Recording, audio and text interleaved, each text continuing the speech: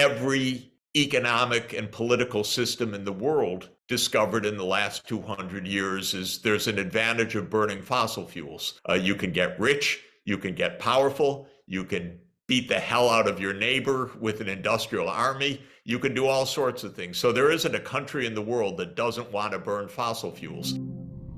On this episode of the podcast, I speak with economist and public policy analyst Jeffrey Sachs about the economic and political forces currently leading to the environmental destruction of our planet. This discussion is important because Jeffrey's work is not just academic.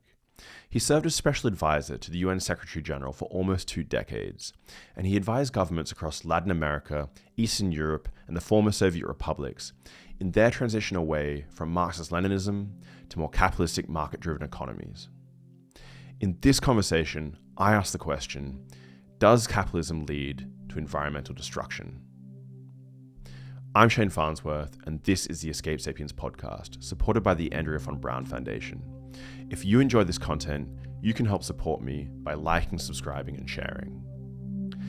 And now, here's Jeffrey Sachs. I hope you enjoy.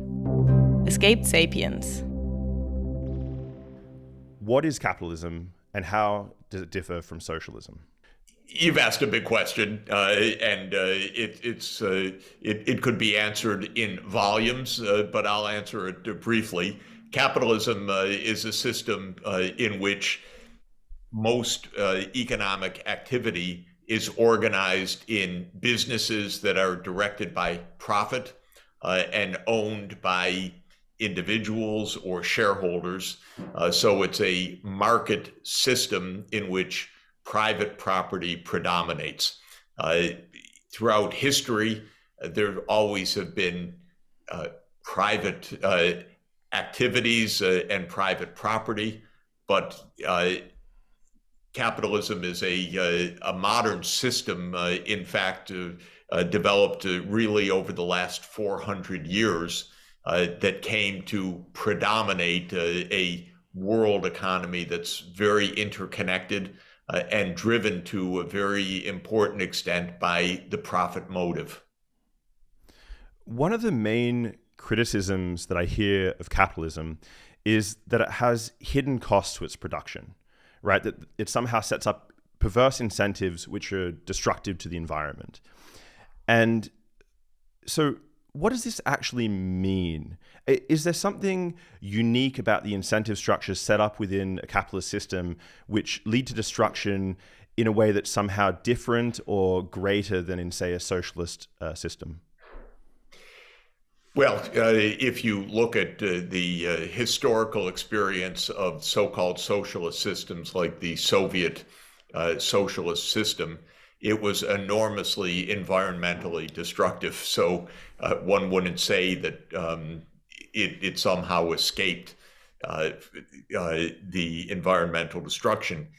Economic activity of any kind, whether it is agriculture or mining or industrial production, produces just from its physical processes potentially harmful pollutants or destruction of physical ecosystems or emissions of greenhouse gases that change the climate. Those are physical processes. The technologies that we use have the potential to do great damage. That's true whether those physical processes are being carried out in state-owned enterprises or private-owned enterprises and so forth. One can ask how those destructive forces can best be brought under control. And the first idea is to understand them, to understand from a physical, technological, Earth system dynamic what's actually happening. That needs to be understood whether it's a socialist economy or a largely capitalist economy. In capitalism, very broadly speaking, because goods and services are produced based on the profit motive, a great deal depends on the prices of products. And if those prices don't reflect the social costs of the goods and services in the sense of not reflecting the pollutants or the damages, then we can be sure that the outcomes generated by profit motives could be very, very destructive. In a state-run system, it's much more likely that the resources are driven by state or political or power considerations, but those can also be very destructive. So it's not a simple correlation of one kind of economic system and one kind of result. The fact of the matter is that in a industrial, technological society, the kinds of physical processes that are involved in all aspects of society have major environmental consequences that, if improperly addressed, are extraordinarily destructive. And the problem is that the world is now a high throughput system of 8 billion people using a range of very powerful, large-scale technologies, drawing to a very large extent on physical Earth systems, and having a huge impact on those systems. And we do not have yet a solution to come to grips with this, either in a political or in an economic, institutional way. It's a pretty complicated problem. 200 years ago, the problem was quite different because the population was 1/10 the level it is now, and the use of inputs such as fossil fuels was a tiny, tiny fraction of what it is now. The mouths to feed were much less than now. The industrial inputs for producing that food, such as chemical fertilizers, was a vanishingly small fraction of what it is today. So these are physical problems that involve physics and technology and engineering. And the socio-economic political systems to manage those complicated technological systems are themselves a complex and new challenge to a large extent. But then, what parameters do we have to play with? What are the levers that economists and politicians really have at their disposal when addressing problems like climate change or air pollution, these sorts of things? Well, the first thing is to understand the problems properly. And I come back to the fact that we're dealing with complex physical systems, complex engineered systems, complex political and economic systems. So take the climate change issue. Well, the climate change issue emerges from the quantum mechanical properties of a few molecules. These are molecules typically of 3 or more atoms that have a specific property that they absorb infrared radiation. So carbon dioxide is an example of that. It's got 3 atoms, a carbon atom and 2 oxygen atoms, and it's configured in a way that it absorbs infrared radiation. And the specific infrared radiation that it absorbs is the Earth's physical radiation that is radiated to space. And the fact that we have carbon dioxide in the atmosphere traps some of that infrared radiation and warms the planet. If you put more of these molecules into the atmosphere, you get more warming. That is the human-induced climate effect. Now, a couple of basic points. First, who knew this? Quantum mechanics was not understood until even the basics in the 1920s and 1930s. So while there was some understanding of spectral absorption and radiative properties of certain molecules from the late 1800s, there was not a deep and widespread understanding of what the greenhouse gases were, or specifically how they worked in physical terms. It was really in the 1890s with a Swedish Nobel laureate, Svante Arrhenius, that the first attempts were made to understand how human change to the concentration of carbon dioxide could change the climate system. So the understanding of this effect is new to the 20th century, and it's taken more than a century of science to get more and more clarity as to how various molecules, carbon dioxide, nitrous oxide, methane, hydrofluorocarbons, and so forth, actually change the climate system. It's taken decades to understand the cycling of those molecules, because every one of those molecules is a very complex story.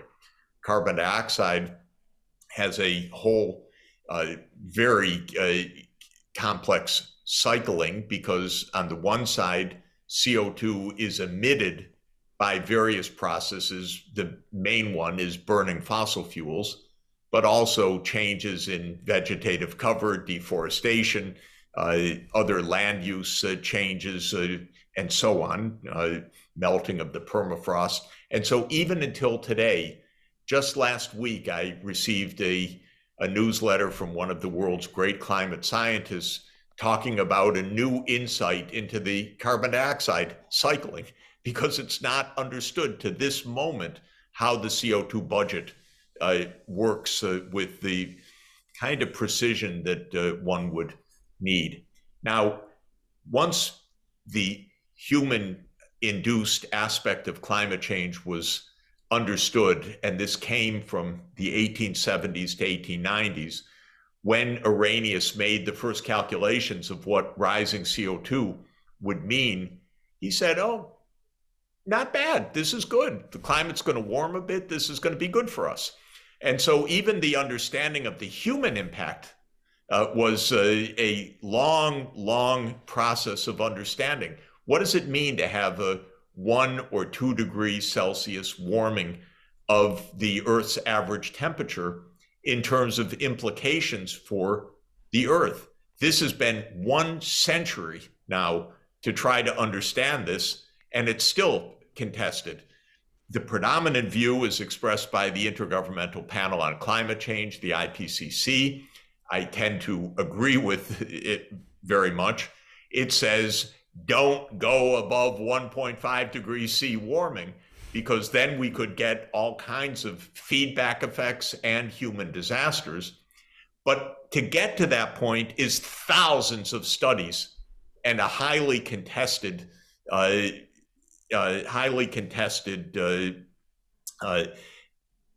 debate of great complexity, actually. Now, another point. While all of that debate and understanding and scientific research is going on, the real world is going on its merry way.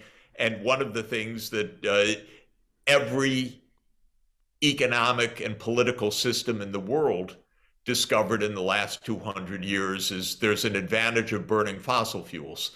You can get rich, you can get powerful, you can beat the hell out of your neighbor with an industrial army, you can do all sorts of things. So there isn't a country in the world that doesn't want to burn fossil fuels, because it's power, wealth, sustenance, fertilizer production, you name it. And so as this complex reality has been more and more clarified, the world has gone on, socialist and capitalist, increasing the use of fossil fuels. And we burn more now than ever before. Even till today, we've known about human-induced climate change for basically 125 years in some detail. But even when we came to understand, hey, this is really dangerous, and even reached a treaty on this in 1992, the UN Framework Convention on Climate Change, even until today, 2024, we haven't even peaked in the burning of fossil fuels and in the production of fossil fuels. So it still goes up. So the answer to your question is we are dealing with a complexity at a global scale of a need to understand and appreciate, again, the interaction of economic, engineered, and earth physical systems all together. Greed, power, human well-being are all interactive in this. The problem is absolutely at a global scale, because if we each made our own little climate, we'd determine what to do. But the CO2 that we produce and the methane and the nitrous oxide doesn't just sit above our heads affecting our own climate or our neighborhood or our block or our state or our country or our region. As the earth scientists say, these greenhouse gases are uniformly mixed by the atmosphere at a scale of about 30 days. So no matter who puts up the CO2, everybody bears the consequences of it anywhere in the world. And that makes this problem so much more complicated than it otherwise would be. So what we're dealing with is something unprecedented in human history, which is a global scale, highly complex, engineered challenge. And you asked me, what are our instruments? And I just gave you 10 minutes of verbiage, which might have listeners saying, what the hell is this guy talking about? Why didn't he answer the question? But the point is, even to answer the question, you have to understand the issue. And now that we understand a little bit of the issue, we have many, many potential ways to address this by taxes and permits and subsidies and zero carbon energy systems and regulations and so forth. But at a complex global scale, in an interconnected, noisy world with vastly different incentives, power structures, and levels of understanding, the fact of the matter is, decades into this, we do not have this problem under control. So how does change actually happen then? So to give you some examples, we abolished slavery and India is no longer under colonial rule, right? Did these changes come about due to some enlightenment? We became more morally or ethically or culturally enlightened? Or was it simply that the technological landscape and the economic landscape and the power distribution in the world changed such that it was no longer viable to retain slaves or retain India under colonial rule? I think both, but one should say that the process of ending slavery was a hundreds of years process. And by the way, there still is modern slavery, but the process of, for example, the African slave trade was hundreds of years of process and debate. The debate started with the enslavement of Native American populations by Spanish and Portuguese conquerors in the 16th century, and papal encyclicals and so forth. And it was decided, don't enslave Native Americans, enslave Africans instead. And then the African slave trade continued for hundreds of years. And the basic, and it's debated, of course, by historians, but the end of the African slave trade definitely had a moral and ethical component to it.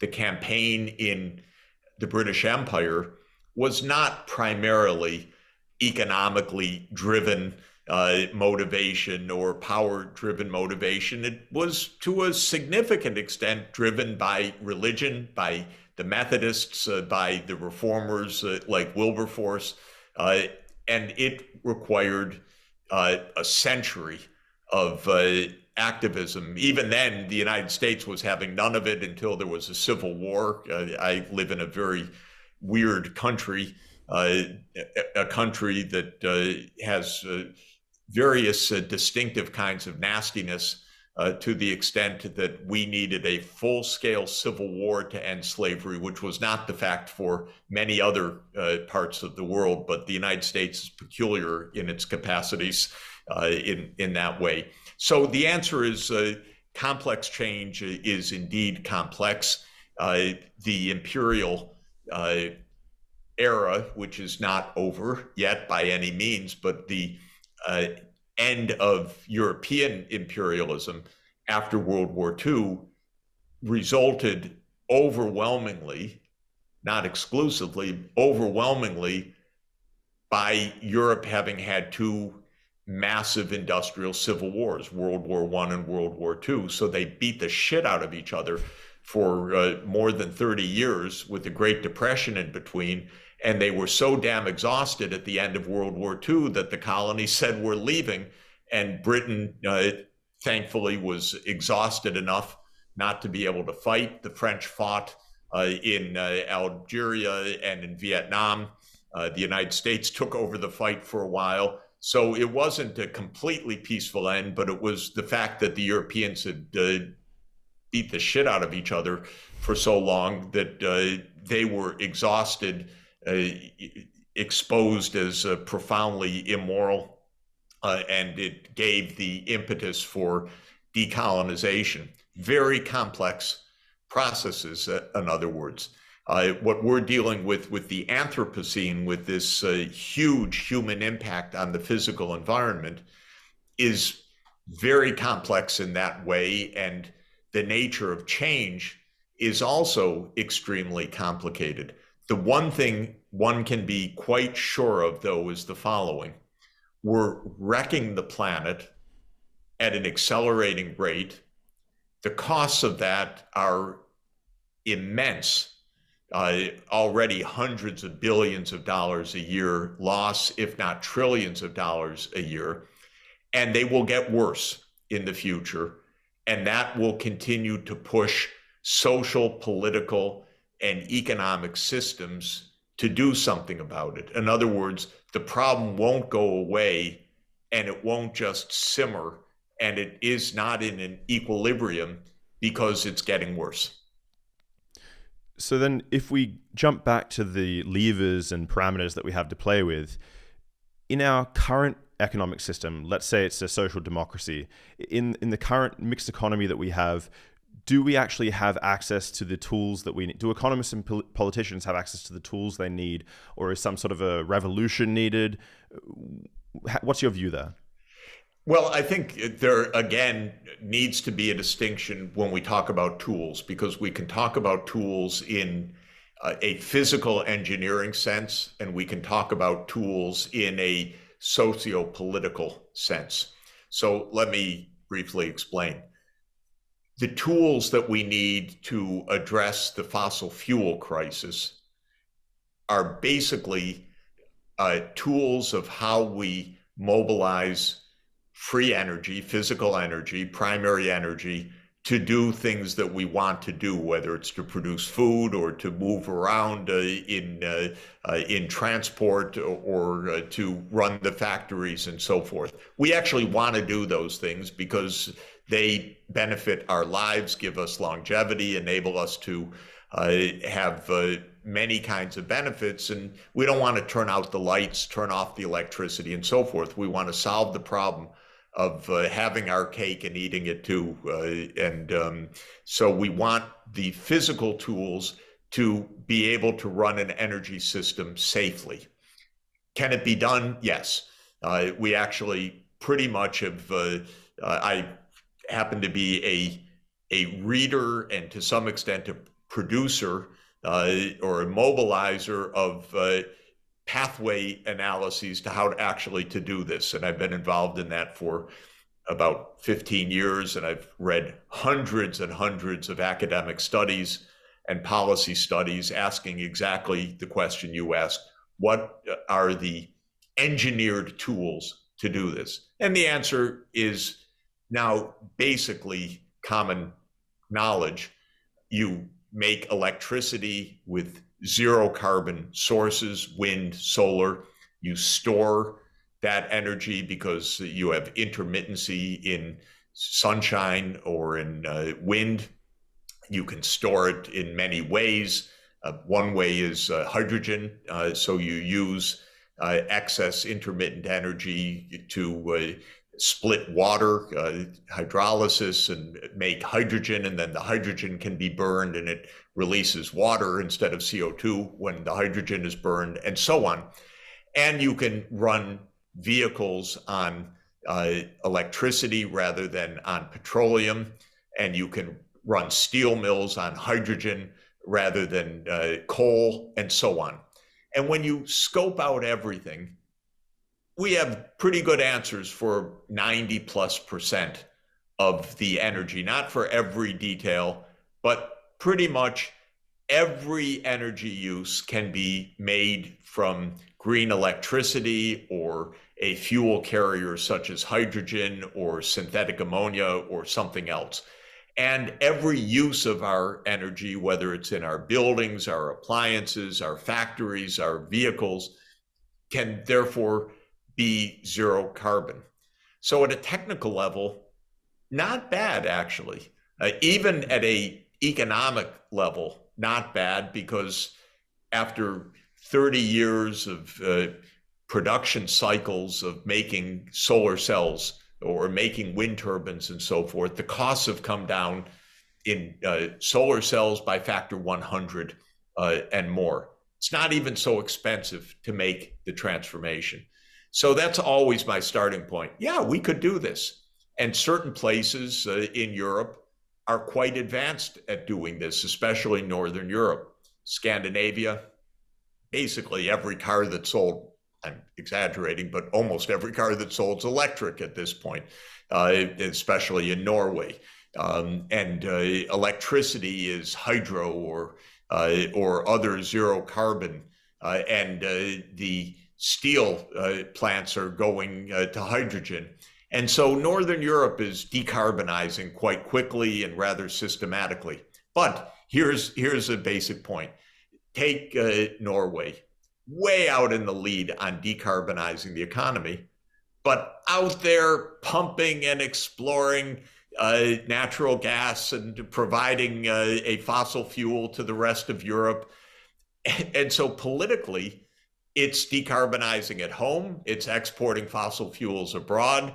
It's a mess in a certain way politically. Now it's saying, okay, in the future, we won't export natural gas, we'll export hydrogen, we'll strip the carbon from the methane, we'll put the carbon under the ground, we'll sell the hydrogen. Good, okay, that could be a solution. But what I'm seeing all over the world is fossil fuel production rising, even in places that are shifting their own domestic energy systems to zero carbon because they're exporting the fossil fuels. And my point about that is that you can have technical solutions, but you need political solutions. You need economic solutions. You need a system approach that says, you know, it's not good enough for you to decarbonize if you're pumping out that stuff to the rest of the world, so it's just burned someplace else. And so when you ask, do we have the solutions?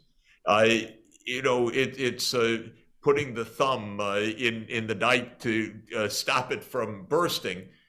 Well, we in principle know how to decarbonize even a world energy system. We don't yet accomplish that at a political level within most countries, and we certainly don't accomplish it at a geopolitical level in a global approach that solves these problems. When you look at the global scene, and that's where I work day by day at the UN or with governments, my own country, the United States government, bunch of idiots as far as I'm concerned in charge. And that's pretty much a not partisan statement. It's been that way for decades because it's a very corrupt political system. But what are they interested in? Do they have this intense desire to solve the climate change issue? No.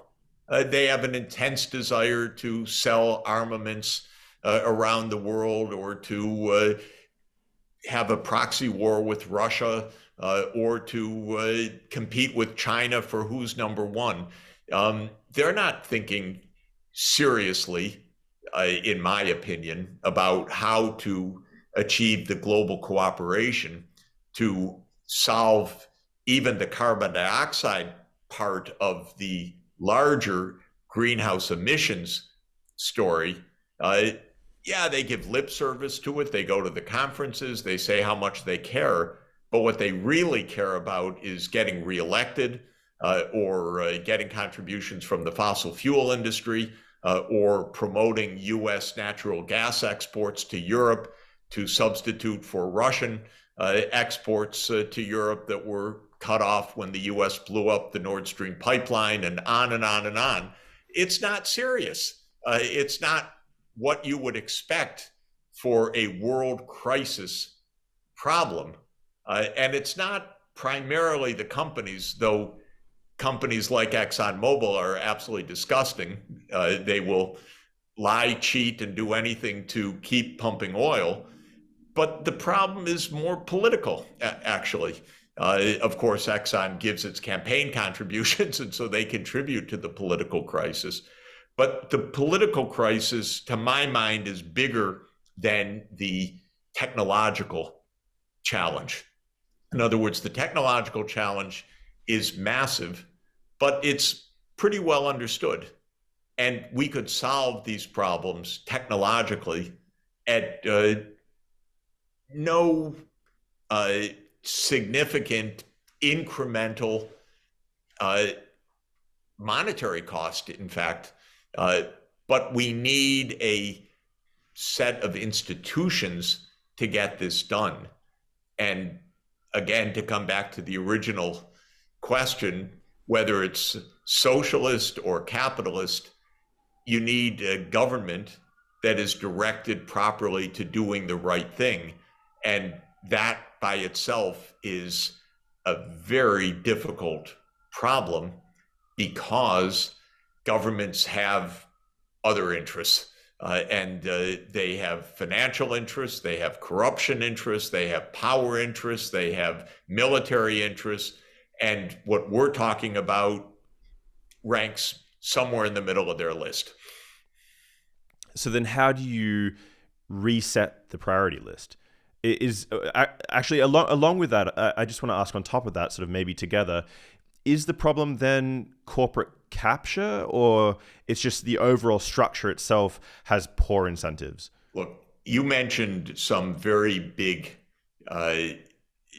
changes in the world, like ending slavery, or ending imperial rule. And if you would ask Gandhi, not to make a personal comparison, but just if you would ask Gandhi in 1910, so how do you end the British Empire here? He would have said, oh, that's very complicated. And it took many decades. And as I said, it took 2 world wars for Britain to leave India. And without the 2 world wars, Britain would never have left India peacefully, relatively peacefully, the way that it did in 1947. If you had asked Wilberforce in 1770, so what's your plan to end slavery? He would not have had a clear route to the 1830s decisions to finally end slavery in the British Empire, which was a stepping stone to a worldwide end of the slave trade. So if you ask today, so what is the answer? There is no single answer, certainly. And those of us like myself who trudge from COP 1 to COP 10 to COP 20 to COP 28 to COP 29, which is where we'll be in 2024. It's a lot of drudgery. It's easy to be cynical. But the fact of the matter is the crisis continues to get worse, and we need to continue to push on all different directions and margins, and understand that in trying to move or shift a highly complex system of systems, you don't really know the answer to that question. You have to pursue many different approaches: public understanding, political action, technological innovation, reform of international institutions. Each one is open to all sorts of cynical charges that that's a waste of time. But the fact of the matter is, those are our points of entry to have this change. And we are at the following stage right now. The world has agreed repeatedly this is urgent. Okay, that's good. That's not to be taken for granted. We have a treaty that says that all countries of the world that are UN member states, all of them, agree to stabilize the concentration of greenhouse gases in order to avoid dangerous anthropogenic interference in the climate system. That's the verbiage of the UN Framework Convention on Climate Change, which went into force in 1994. We have the Paris Climate Agreement.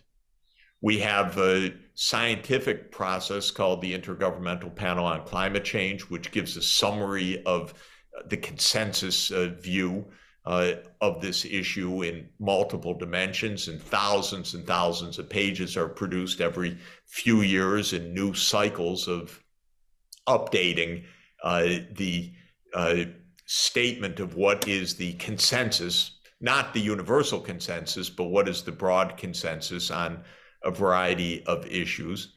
We have most countries in the world with national targets to decarbonize their energy systems by mid-century or 2060 or 2070. So that's a lot of progress. We have technological answers, which are pretty good across most of the sectors of the economy. Not bad. When you go to the climate conference, as I just was in Dubai, COP 28, there were nearly 100,000 people there. You could say, oh, what a jamboree, how much greenhouse gas was wasted to get people there and so forth. But it's actually not the point. The real point was that you have nearly 100,000 people coming from all over the world because they're actively engaged in trying to solve this problem, and they go to meet others and make connections and network and sell zero carbon energy products and many, many other things, because there is a worldwide sense of urgency. And we also have, on the downside, the warmest year in history, perhaps the warmest year in 10,000 years, by the way, or certainly without question, one of them, perhaps in 125,000 years since the Eemian epoch geologically before the last ice age. So we're in crisis, and the warming is accelerating, and the damages are accelerating. And 2024 is likely to set a new record, and perhaps a new record for damages. And we're going to miss the target of limiting warming to 1.5 degrees C.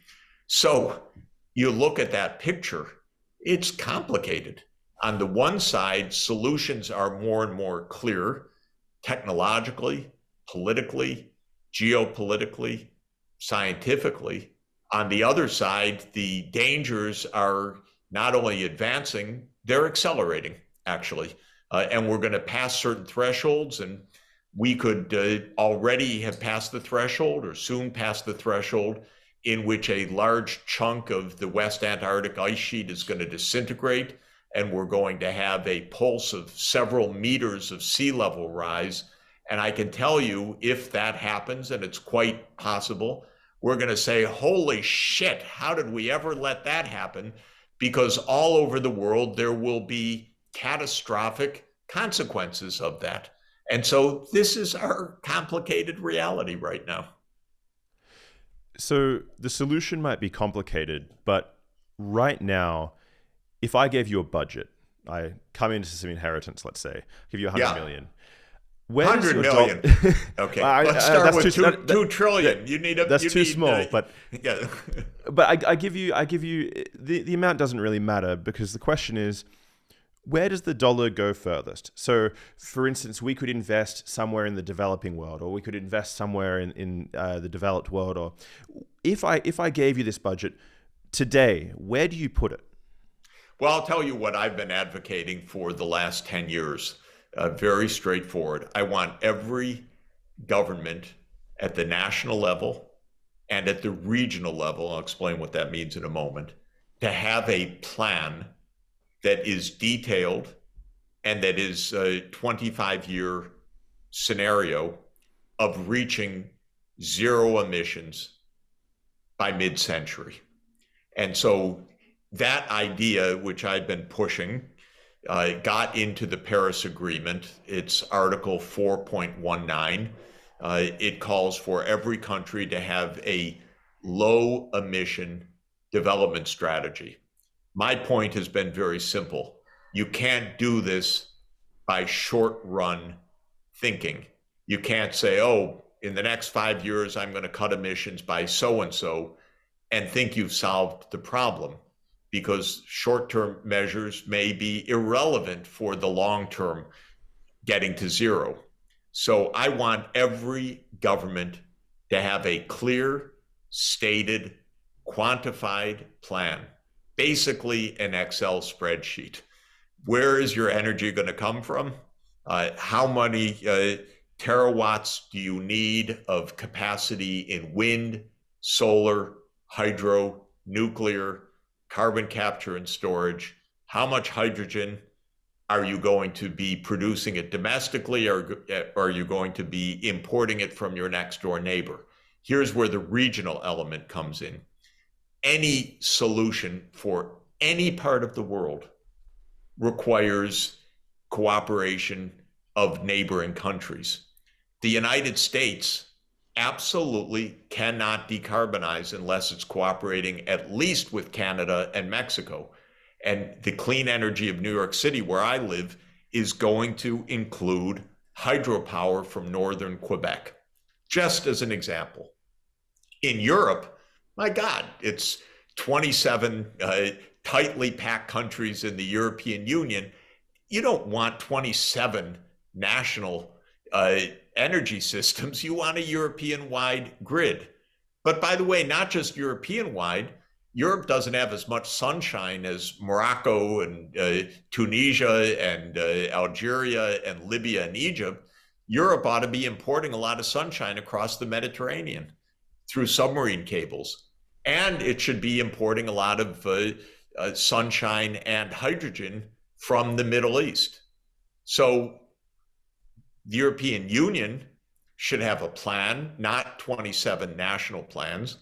And the EU should be sitting down with Saudi Arabia saying, you know, we're going to buy a lot of hydrogen from you. Is that happening? Hell no. No, because they're not grown-ups. Because we're doing geopolitics. Because we're not talking seriously about how to make a proper midterm plan. In Asia, China, Japan, Korea, Australia, the 10 ASEAN countries should have an integrated grid. By the way, also with Northeast Russia, Mongolia, and other countries. Is that happening? Hell no, they're our enemy. We're never going to get on a grid connecting China and Japan, and so on and so on and so on. So my advice is understand this. You're building infrastructure that's going to be 25 or 30 or 40 years. This is not the result of a million or billion individual decisions. You're building a system. For example, a power grid. That's a one system idea. What's your plan? Well, most places don't have plans. And this comes back to the question, is capitalism the right institution? Not for a plan like that, not at all. On the other hand, maybe within that plan, there are 100 different solar parks, each of them privately owned and maximizing profits as part of that plan. That's a capitalist component in an overall government-led plan. So it's a little bit more complicated than one or the other. It's some kind of blend of market and non-market, long-term plan, and so on.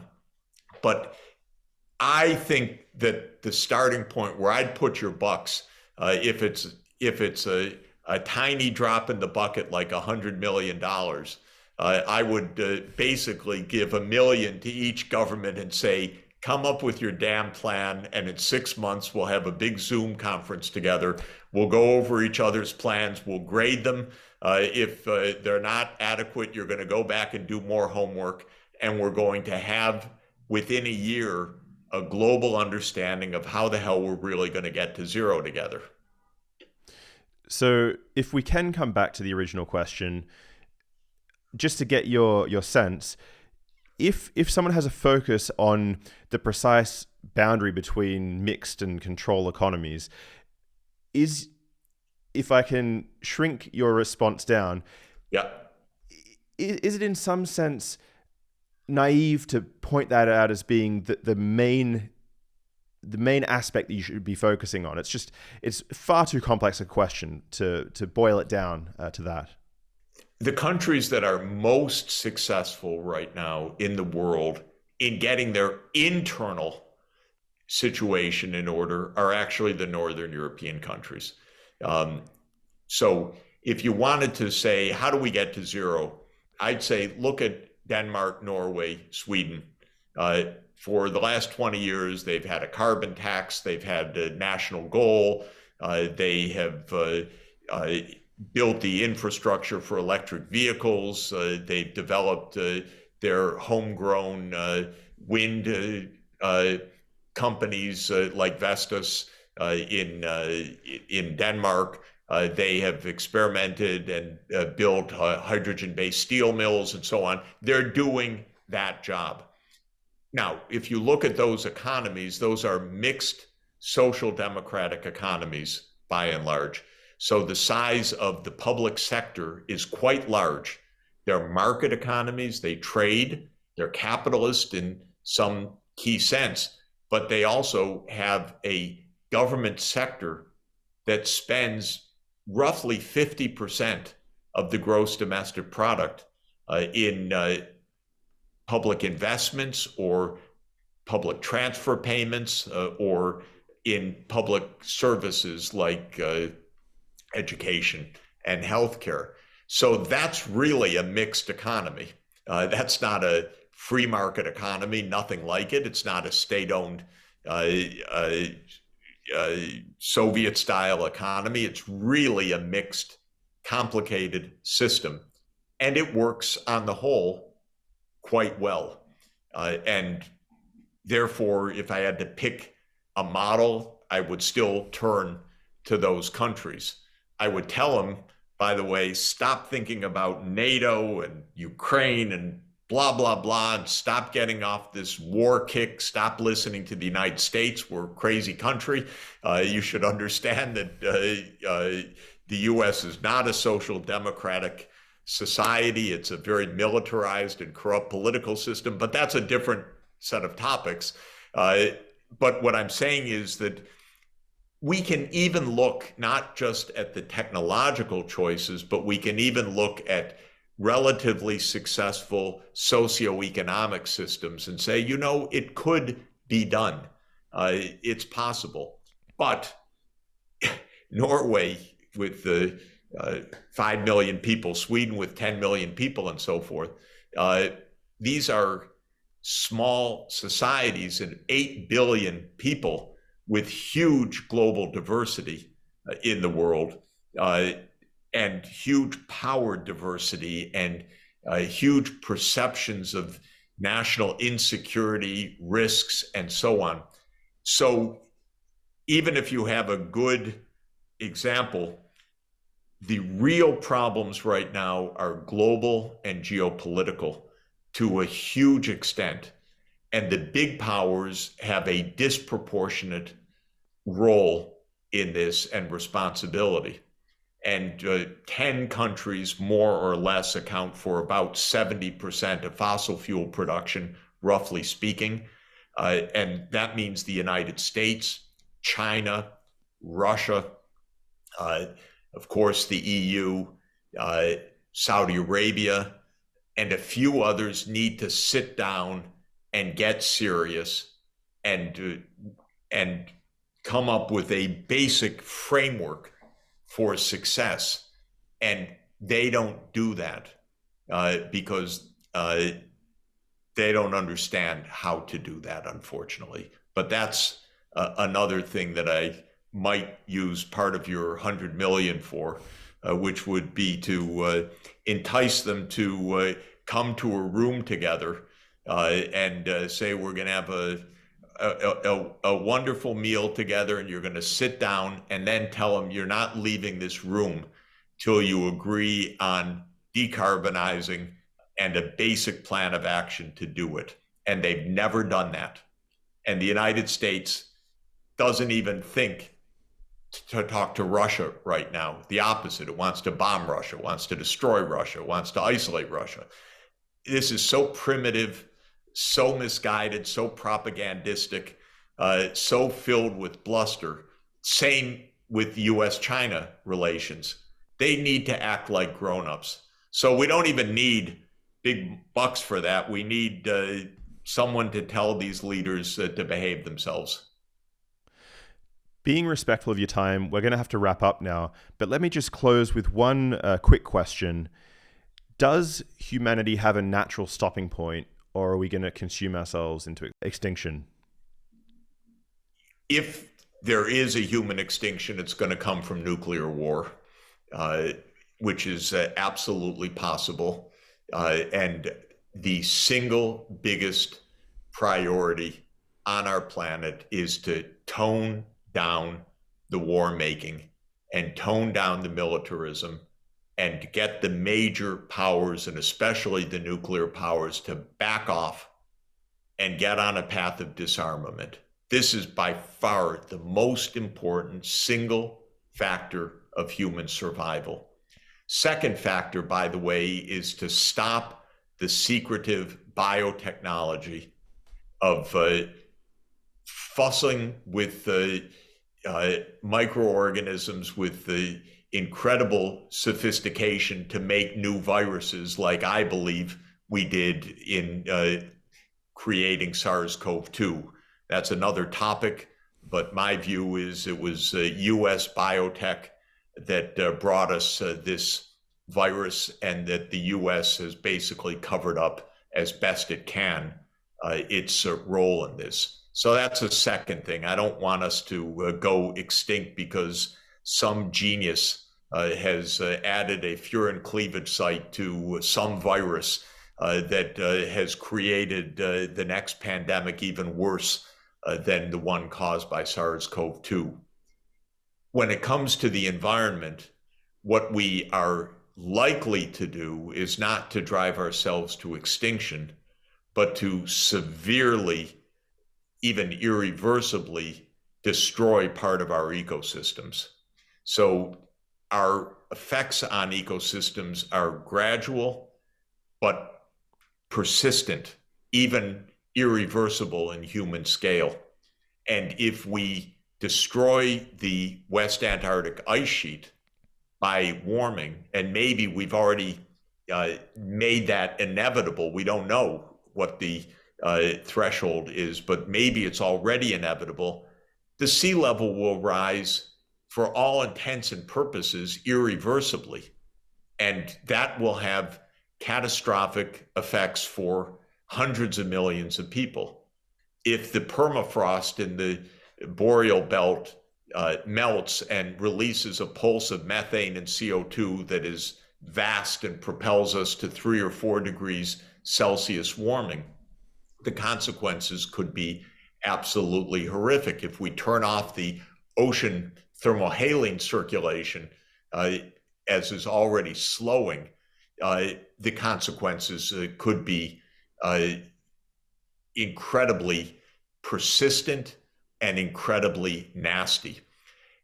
Are we likely to overshoot some of these dangerous thresholds? Probably yes, because we do not have self-control. We do not have grown-up behavior. Our political systems are corrupted. I would say especially the United States system is broken right now. It's a very powerful country, but a very corrupt political system. So we're on a path to overshoot and to reach thresholds that have feedback effects that could be enormous and essentially, as I say, on a civilizational timescale, irreversible, at least in a matter of centuries. And so that risk is absolutely real. It's on us. These are the years of choice and decision making. And that's why every day, the first thing I say every single day is stop the damn wars and pay attention to something that's important. Jeffrey Sachs, it's been a pleasure. Good to be with you. Thanks. Cheers.